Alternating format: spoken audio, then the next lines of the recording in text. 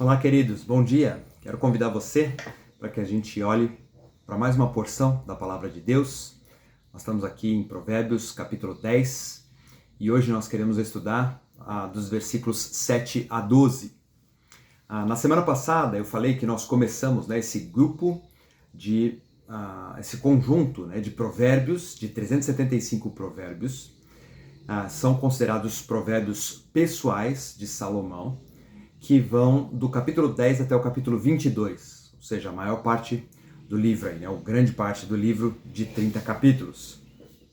Esses provérbios, eles não estão numa ordem aparente, às vezes eles são apresentados sem um agrupamento muito claro e frequentemente eles não têm uma relação com um contexto maior, né? São provérbios soltos, eles são conhecidos também como provérbios próprios ou máximas individuais que são diferentes, né, daqueles poemas de sabedoria dos capítulos 1 até o 9 que nós vimos até aqui. São um pouco mais longos, histórias a respeito da sabedoria, né? Esses provérbios são baseados e inspirados no conhecimento de Salomão, né, o conhecimento que ele tinha do Antigo Testamento, né, dos profetas, da lei. É descrita então como a sabedoria do Antigo Testamento, encontrada no Antigo Testamento. Eu disse também na semana passada, né, que esses esses provérbios, né, de 10 até 15 e depois de 16 a 22, eles têm dois grandes estilos literários, que é chamado de paralelismo antitético e sintético. Sintéticos são aqueles que são duas afirmações que concorrem para ensinam uma mesma verdade, né? Eles são um reforço de uma mesma verdade. É um paralelismo sintético. No mesmo provérbio existem duas afirmações que trazem uma mesma ideia. Enquanto que esse grupo que nós estamos vendo agora, né, que vai do capítulo 10 até o 15, nós temos em geral paralelismo antitético, onde uma ideia se contrapõe à outra, né?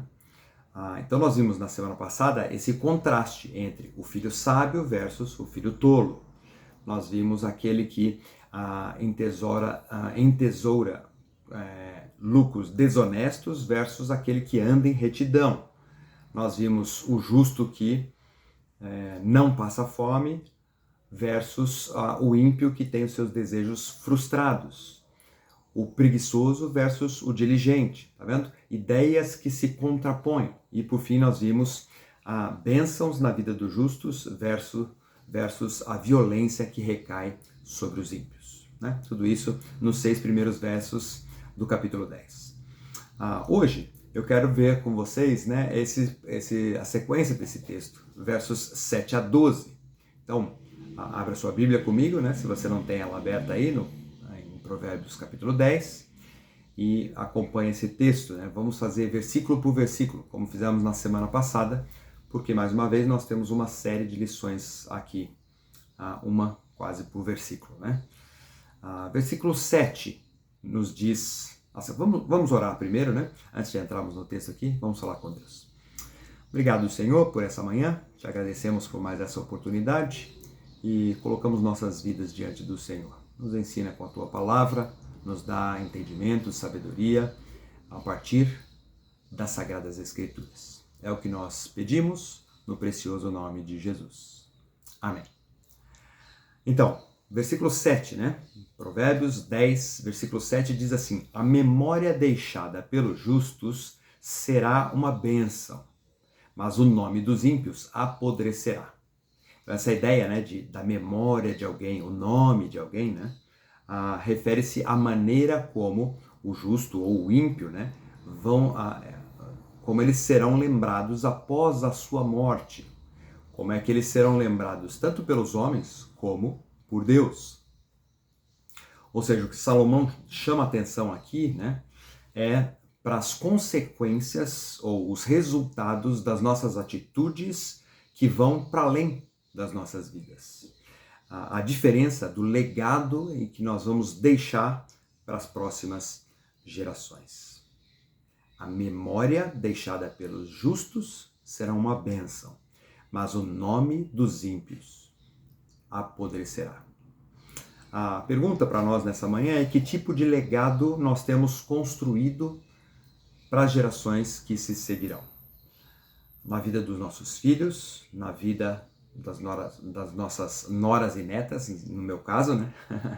Se você não tem ainda, né, filhos e netos, pense que tipo de legado você deixará na vida dos seus amigos, na vida dos seus familiares, dos seus vizinhos, dos colegas de trabalho. Como você será lembrado? Como um justo filho de Deus? Ou você será esquecido porque tem vivido uma vida ímpia, pensando só em você mesmo? Esse é o contraste, né, que Salomão nos apresenta aqui no verso 7. Depois, versículo 8, diz assim: os sábios de coração aceitam mandamentos, mas a boca do insensato o leva à ruína. A pessoa que é sábia de coração, ela ouve e ela é dócil ao aceitar o ensino da palavra de Deus. Ela aceita tanto aquilo que ela lê diretamente nas Escrituras, como quando alguém vem confrontá-la com a palavra de Deus. Ela é, então, essa pessoa que aceita os mandamentos. E por isso ela será exaltada, diz o texto aqui, né? Mas, pelo contrário, né, em oposição a isso, o ímpio aqui é apresentado como aquele que fala demais, como aquele que tem a boca, né, insensata. E por que o texto coloca esse paralelo aqui? Salomão quer falar daquele que quer argumentar com Deus, ou quer se justificar dos seus maus caminhos quando é confrontado por alguém, né? Esse é o tipo de pessoa que, ao invés de ter um coração pronto para aceitar os mandamentos, ele fica tentando justificar, ele fica tentando disfarçar ou desviar a atenção das suas más atitudes para ver se aparece bem, né? Ou se parece bem perante os outros, né? E o desafio para nós, né, é saber a que grupo nós mesmo pertencemos, né?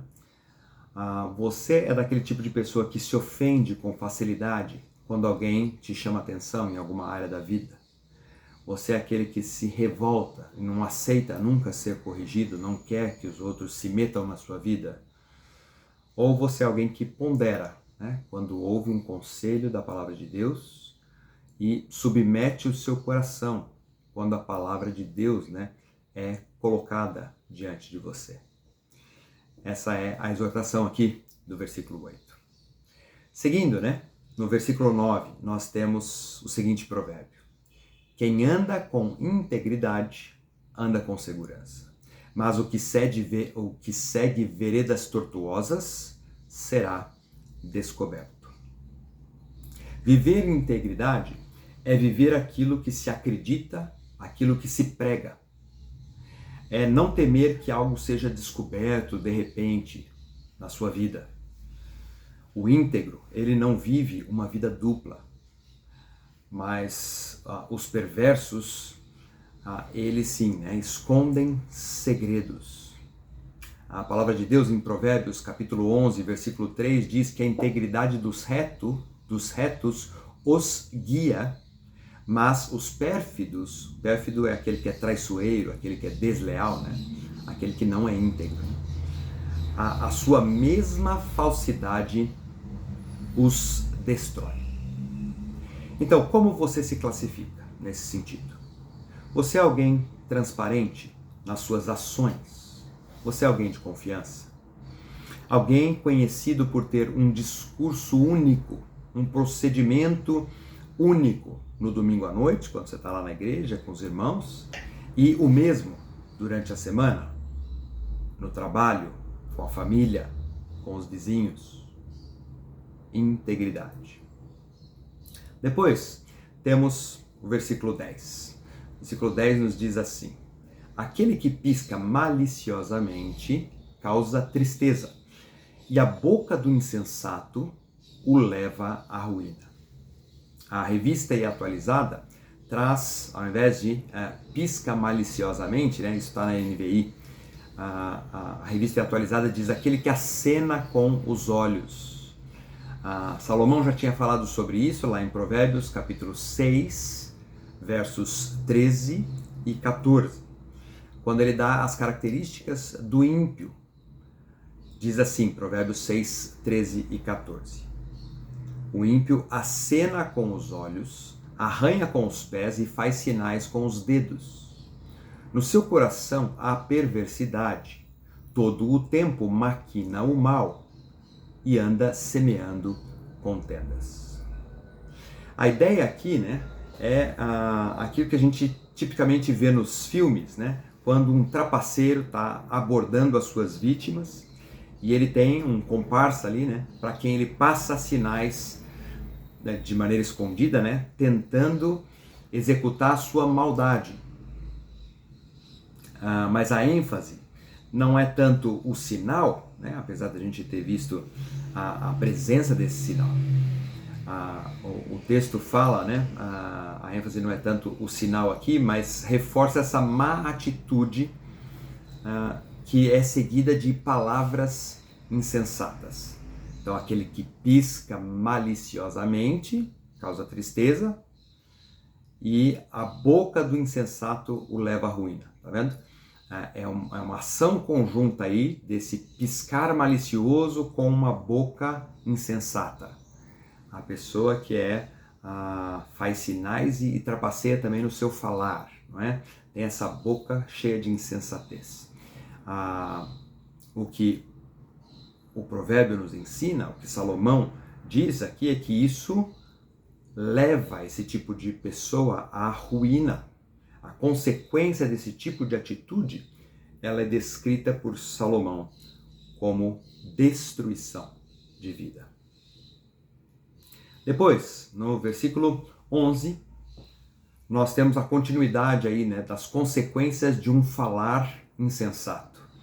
O verso 11 diz assim: a boca do justo é fonte de vida, mas a boca dos ímpios abriga violência. O nosso Senhor é a origem desse manancial de vida, na boca e nas palavras daqueles que são seus servos. Em Salmo, capítulo 33, verso 9, nós lemos: pois em ti, Senhor, está o manancial da vida. Assim é a característica da boca daquele que é servo do Senhor. É um manancial de vida. Ele não tem um linguajar obsceno, fraudulento, crítico, mal educado, não é? Mas sim, o seu falar é fonte de vida que vem do Senhor. Essa vida é demonstrada pelo sábio nas suas palavras, como a gente viu aqui, né? É demonstrada com temor ao Senhor. A gente pode ver lá em Provérbios capítulo 14, verso 27, e a gente pode ver também no entendimento correto das Escrituras, lá em Provérbios capítulo 16, verso 22, né? A pergunta é: será que é esse tipo de vida, esse tipo de bênção que tem saído da nossa boca no dia a dia? Né? Será que nosso falar é marcado por essa expressão alegre daquilo que nós temos em Cristo Jesus, né?